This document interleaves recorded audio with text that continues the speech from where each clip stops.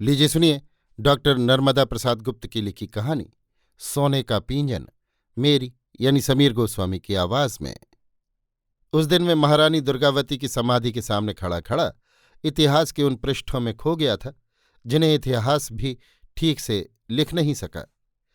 उस इतिहास का गवाह है आधार कायस्थ, जो महाराज दलपति शाही का सचिव था और महारानी का प्रधानमंत्री, और जो अपनी गवाही देने मेरे सामने खड़ा था। आप ही बताएं कि उससे अधिक प्रमाणिक और कौन हो सकता है। आपको विश्वास न हो तो आप भी सूक्ष्मदर्शी दृष्टि से देख लें। आधार कायस्थ कसी हुई धोती और तनीदार कुर्ता पहने कर्मशील एवं कलम से धनी लग रहे थे। राज्य के प्रति उनकी निष्ठा और सच कहने का उनका साहस सभी को आकर्षित कर लेते थे। उनका कहना था कि रानी दुर्गावती कालिंजर के चंदेल राजा की सुपुत्री थी, क्योंकि चंदेलों का राज्य बाद में केवल कालिंजर में ही सिमट गया था। कालिंजर के राजा का नाम कीरत सिंह था, जिसने 1544 ईस्वी में शेर शाह सूरी का सामना किया था। कीरत सिंह की एक कन्या भर थी, जिसका नाम था दुर्गावती। सुंदर, सुशील और वीर। आखेट का शौक था उसे, तीर का निशाना अचूक। इस कौशल का यश चारों ओर फैल गया था, जिसे सुनकर राजकुमार दलपति शाही भी आकर्षित हुए। आखेट करती हुई दुर्गावती का तीर बाघ को लगा। ठीक उसी समय जब दलपति शाही ने तीर चलाया, दोनों झगड़ने लगे। पर सच ये था कि दुर्गावती के तीर से मारा गया था, और ये सच दलपति शाही को भी स्वीकार करना पड़ा। इस विवाद में दोनों एक दूसरे से प्रेम करने लगे और दोनों विवाह के बंधन में बंध गए। 1543 ईस्वी में महाराज संग्राम सिंह के निधन के बाद दलपति शाही गढ़ा राज्य के राजा हुए, पर 7 वर्ष के राज्यकाल में वे पिता की समृद्धि का ही उपयोग करते रहे, और उनके निधन के उपरांत उनके 5 वर्षीय पुत्र वीरनारायण को गद्दी मिली, जिसका संरक्षण सौंपा गया रानी दुर्गावती को। क्या दलपति शाही के कोई भाई नहीं था? मैंने सोचते हुए टोका। आधार कायस्थ बोले, एक ही भाई था, चंद्र शाही, जो सिंहासन पर बैठने के लिए आतुर भी था, लेकिन सभासदों और प्रजा में विद्रोह के कारण उसे गढ़ा से भागना पड़ा। मैं भी उसके राजा बनने के पक्ष में न था। 6-7 वर्षों में मैंने रानीजू की योग्यता और साहस की परख कर ली थी, और ये तय कर लिया था कि रानीजू ही राज्य का शासन संभालें। मेरे साथ संस्कृत के विद्वान महेश ठाकुर, केशव लोगाक्षी और अनंत दीक्षित थे। इसीलिए आपको प्रधानमंत्री का पद भेंट में दिया गया? नहीं, मैं तो पहले भी प्रधानमंत्री था। पंडित महेश ठाकुर रानी जी को पुराण सुनाया करते थे और शंकाओं का समाधान किया करते थे। वे राज्य के पुरोहित थे। केशवजू राजकवि थे, जो दरबार में कविता सुनाकर राजा को कर्तव्य का संकेत देते थे। पंडित अनंत दीक्षित ने गढ़ा के राजाओं का विवरण कविता में लिखा था। ये तो ठीक है, पर रानीजू ने ऐसा क्या किया जो उन्हें अब तक याद करते हैं? क्या राज्य में कोई सुधार? रानीजू ने चौरागढ़ को राजधानी बनाया था, क्योंकि सतपुड़ा के इस ऊंचे शिखर पर बने सुदृढ़ दुर्ग में जाने वाला रास्ता भी कठिन था। मालवा के शासक बाज बहादुर ने अपनी सेना के साथ गढ़ा राज्य पर आक्रमण किया, और रानीजू ने उसे ऐसा घेरा कि उसे अपने प्राणों के लिए अकेला सारंगपुर भागना पड़ा। इस वजह से रानीजू का यश चारों ओर फैल गया। ये घटना इतिहास की धरोहर जरूर है, लेकिन जन जन में उसकी चर्चा नहीं होती। मैंने अपने गवाह के उत्तर से असंतोष प्रकट किया था। रानीजू का सबसे साहसपूर्ण काम था मुगल सम्राट अकबर को चुनौती, जिसकी कथा। ठहरो भाई, अभी ठहरो। मुझे एक ऐसी ही चुनौती की स्मृति कौंच रही है, जो अभी अभी की ताज़ी घटना है। 1970-71 की बात है। मैं झांसी जिले के गरौठा ग्राम से लौट रहा था कि बस एक गांव में रुकी, जिसका नाम मुझे याद नहीं रहा। एक युवक ने दौड़कर ड्राइवर को खबर दी कि रानी साहिबा आ रही हैं। ड्राइवर ने तुरंत बस रोक दी और तब तक रुकी रही जब तक रानी साहिबा ना आ गई। मैंने बस के नीचे खड़ी रानी साहिबा को कोसने के लिए ज्यों ही नजर डाली, दंग रह गया देखकर। औसत कद यानी करीब 5 फुट 2 इंच ऊंची चंपक वर्णी देह, 2 कछियाऊ रेशमी साड़ी के ऊपर घुटनों तक लटकता रेशमी कुर्ता, वक्ष को ढके रेशमी कुर्ती और उस पर लहराती रेशमी ओढ़नी, जो कभी सिर पर जाकर घूंघट बन जाती थी और कभी नीचे खिसक कर वक्ष पर लहराने लगती थी। कंधे से लटकती राइफल एक अलग समा बांधती थी। मैं ही नहीं, बस के सभी यात्रियों की आंखें उन्हीं पर गड़ी थी। पर वो बस की तरफ पीठ किए अपने कर्ता कामदारों को रोबिले स्वर में हुक्म सुनाए जा रही थीं। जैसे बस और बस में बैठे यात्री उनके बंधक हों। मुझे लगा कि रानी साहिबा के आतंक से सभी भयभीत से हैं। बस के ड्राइवर और कंडक्टर ऐसे चुप थे जैसे किसी ने उन्हें मंत्र पढ़कर कील दिया हो।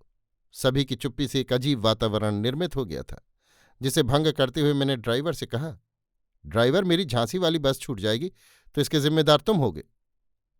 ड्राइवर बोला, आप पीछे वाली बस से आ जाएं। माफ कीजिए, मैं मजबूर हूं, मुझे अपनी बस चलाना है। आप तो वर्षों में एक बार आओगे। ऐसी क्या बात है ड्राइवर? ड्राइवर कुछ कहने को था कि रानी साहिबा का वैसा ही स्वर गूंजा, चलो ड्राइवर, जहां हमारी गाड़ी दिखाई दे रोक लेना। बस चली तो मैंने रानी साहिबा के मुख को ध्यान से देखा।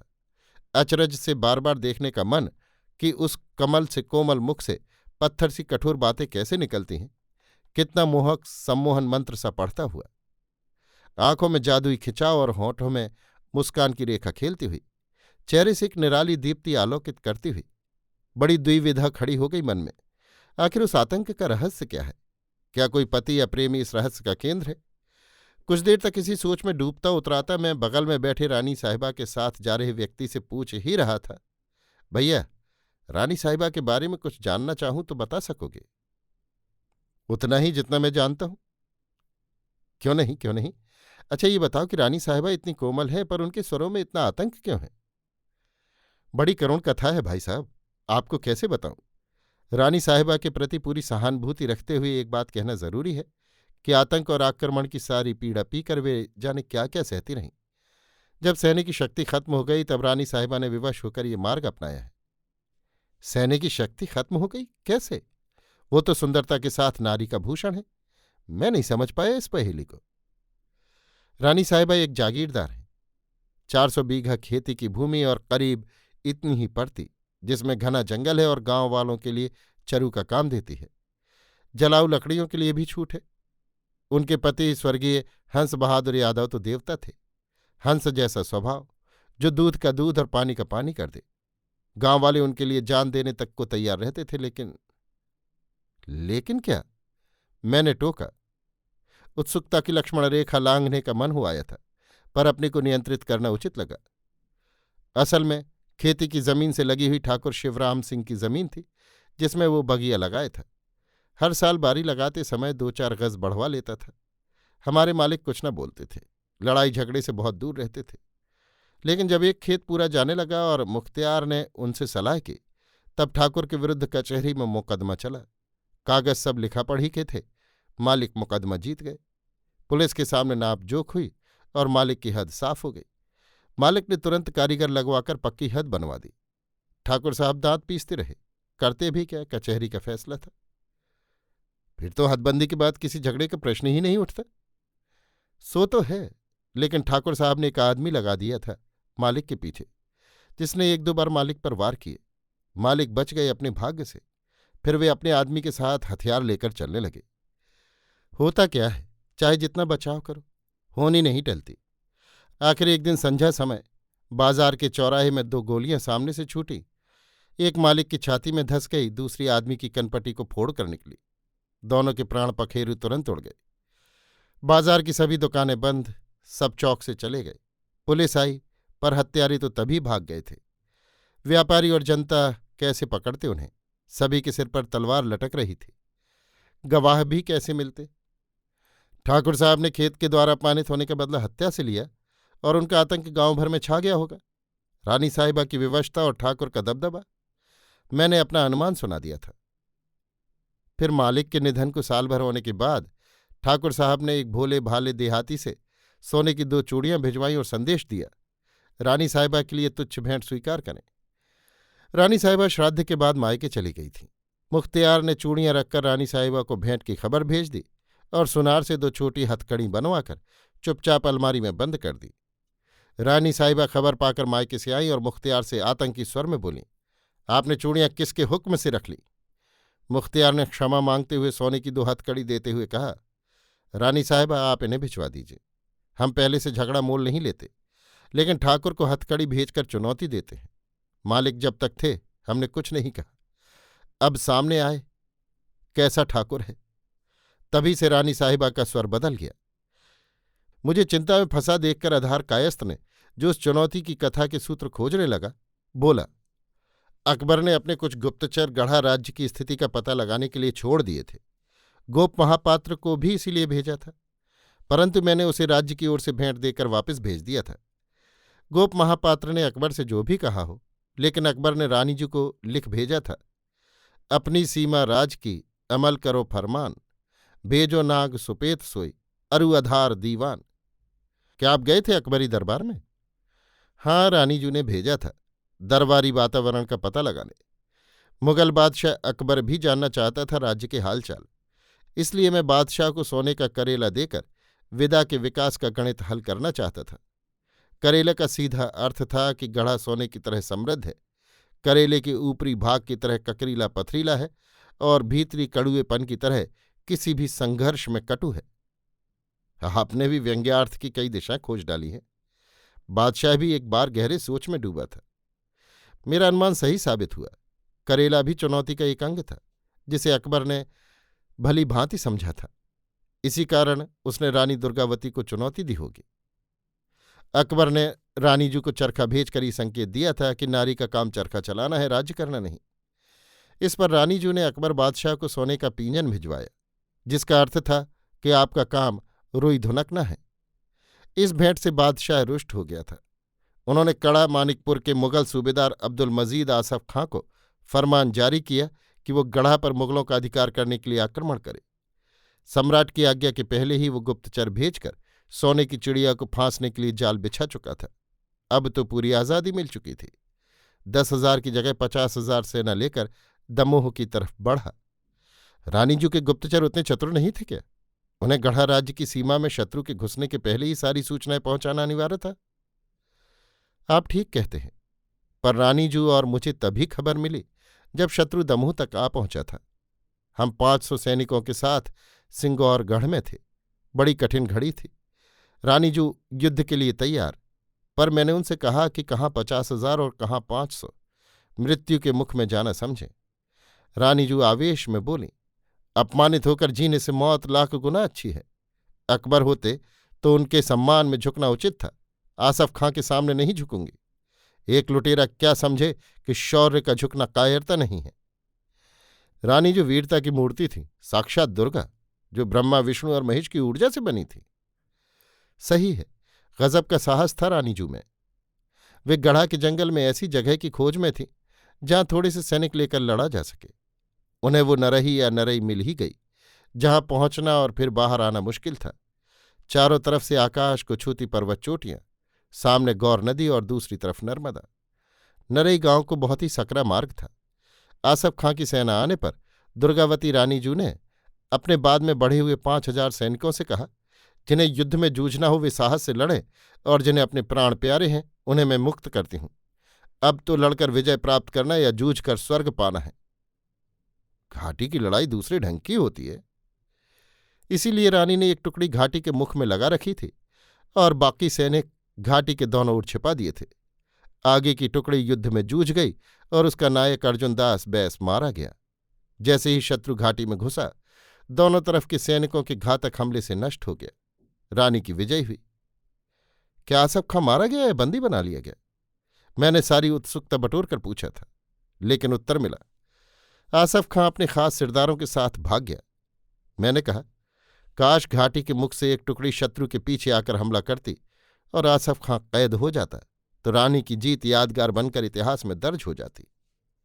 अधार कायस्थ ने दुख भरी आह छोड़कर कहा, सो तो है, पर भाग्य को कौन बदल सकता है। इतना जरूर है कि रानी जू की सूझबूझ पैनी थी। उन्होंने कहा था कि अभी रात को ही आसफ खां पर आक्रमण कर दिया जाए, क्योंकि सवेरे उसके तोप खाने से जीतना बहुत कठिन पड़ेगा। रानी जू की बात ना तो बुजुर्गों और सेनापति ने मानी और न योद्धा तैयार हुए, शायद इसलिए कि रात में जंगल की यात्रा भी कठिन थी। फिर क्या निश्चय हुआ? क्या होना था? सवेरे से आसफ खां अपना तोपखाना लेकर आ गया। घाटी की व्यूह रचना कर उसने सभी ओर से सैनिक उतारे। रानी जी की सेना पहले से भी कम थी, तैयार हुई अपना शौर्य दिखाने। रानी अपने हाथी सरमन पर सवार हुई। वीर शाही, शम्स खां मियाना, मुबारक, बिलूच, अफगान सरदार सभी युद्ध में वीरता से युद्ध करने लगे। वीर शाही ने 3 बार आक्रमणकारियों को खदेड़ा, पर वो घायल हो गया। उसे सुरक्षित जगह पहुंचा रानी जू अगुवाई करने लगी। लेकिन दूसरे सरदार? रानीजू का जोश उफान पर था और सैनिकों की संख्या और निष्ठा में कमी थी। इस कारण वे आगे बढ़ीं। सरमन तीव्र गति वाला परंतु ऊंचा हाथी था, इसलिए एक तीर रानीजू की कनपटी पर लगा। रानी ने तीर निकाला, पर उसकी अनी घाव में ही रह गई। दूसरा तीर गर्दन में लगा, जिसे रानी ने निकाल फेंका। रानी मूर्छित हो गई। तो क्या युद्ध रुक गया? युद्ध क्यों रुकता? पुराना युग नहीं था, शत्रु बढ़ता आ रहा था। रानी को जब होश आया, उन्होंने महावत से कहा, अब मेरी हार निश्चित है, तो मुझे इस तेज कटार से खत्म कर दो, ताकि दुश्मन के हाथ न पड़ जाऊं। महावत बोला, मेरे हाथ अपनी रानीजू पर नहीं उठेंगे, मुझे क्षमा करें, मैं आपको युद्ध भूमि से बाहर ले जा सकता हूं। रानीजू की कटार उन्हीं के हाथों वक्ष में धंस गई। एक क्षण में रानी का बलिदान। मैं रानीजू के बलिदान को प्रणाम कर रहा था कि अधार कायस्थ ये कहकर अदृश्य हो गए कि रानीजू का निधन सरमन हाथी न सह सका और वो आंखों से जलधार बहाता वहीं ऐसा गिरा कि संसार से विदा हो गया। मैं हाथी के बलिदान को भरी भरी आंखों से देख रहा था कि मुझे उन रानी साहिबा की स्मृति झकझोर गई। 2 साल बाद मैं जब रानी साहिबा की खोज में उस गांव में गया, तो मुझे याद है कि गांव भर मरघटी शांति में डूबा हुआ था। उस गढ़ीनुमा घर के सामने मुख्तियार और कुछ आदमी बैठे थे। मैंने मुख्तियार से पूछा, रानी साहिबा से मिल सकता हूं? रानी साहिबा स्वर्ग से धार गई। कब? मैं चिल्ला पड़ा था। लगभग 1 माह हो गया होगा प्रोफेसर साहब। आपसे मेरी भेंट बस में हुई थी। मैंने रानी साहिबा से आपका परिचय दिया था। वे भी आपसे मिलने को उत्सुक थीं। आप बैठिए ना प्रोफेसर साहब। मैं उसी मुख्तियार से सटकर बैठ गया। उससे पूछने लगा, कैसे हुआ मर्डर? मैं जानता हूं कि रानी साहिबा की मृत्यु रहस्य भरी ही होगी। जब ठाकुर साहब को सोने की हथकड़ी मिली, तभी से उन्होंने रानी साहिबा की हत्या के लिए आदमी लगा दिए थे। एक बार उन आदमियों ने एक पहाड़ी के नीचे रानी साहिबा की कार रोककर गोली चलाई। हम लोग 4-5 आदमी थे और 4-5 भरी हुई राइफलें। उसकी गोली चूकने पर वो मोटरसाइकिल से भागा, पर हम लोगों ने उसे दबोच लिया। पुलिस कोतवाली में हत्या की कोशिश की रपट लिखवा दी और कार की बॉडी से गोली निकलवाकर कोर्ट में पेश कर दी। उसे 10 साल का कठोर कारावास हो गया। लेकिन इससे ठाकुर साहब को क्या? दूसरा आदमी कर लेंगे। ठाकुर साहब को भी जेल भिजवा दिया मालिक के मर्डर केस में। वहां मुख्तार साहब, अब मान गए आपको? उसमें मेरा कुछ नहीं था। रानी साहिबा वकालत पढ़ी थी, उन्हीं की सूझबूझ से वकीलों ने केस लड़ा था। फिर रानी साहिबा का मर्डर? मैंने पूछा। क्या बताएं प्रोफेसर साहब, होनी को कोई नहीं टाल सकता। उस दिन ड्राइवर नहीं था और रानी साहिबा को जाना था। मैंने बहुत रोका, पर उनकी जिद के मारे मेरी एक न चली। मैंने 3-4 हथियारबंद आदमी भी बैठा दिए। रानी साहिबा बोली कि अब कोई खतरा नहीं है। वे गाड़ी चलाने लगीं। यहां से 15-20 किलोमीटर पर एक मोटरसाइकिल रानी साहिबा के बगल से निकली और उसके पीछे बैठे सवार ने 2-3 फायर एक साथ कर दिए। एक गोली कनपटी पर, एक वक्ष को चीरकर और एक गर्दन पर चली। रानी साहिबा का साहस कि उन्होंने गाड़ी से उनका 2 किलोमीटर पीछा किया, पर वे राजमार्ग छोड़ जंगल की पगडंडी पर चले गए। रानी साहिबा ने कार रोकी, पर वे उठ न सके। वे संसार छोड़ गईं और एक 10 वर्षीय पुत्र तथा 12 वर्षीय कन्या हमारे भरोसे कर गईं।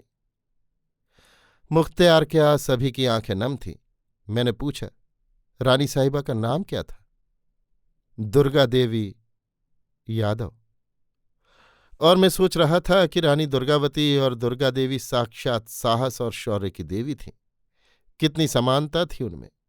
ऐसा लग रहा था कि जैसे इतिहास एक बार फिर जीवित हो गया हो। अभी आप सुन रहे थे डॉक्टर नर्मदा प्रसाद गुप्त की लिखी कहानी सोने की पींजन, मेरी यानी समीर गोस्वामी की आवाज में।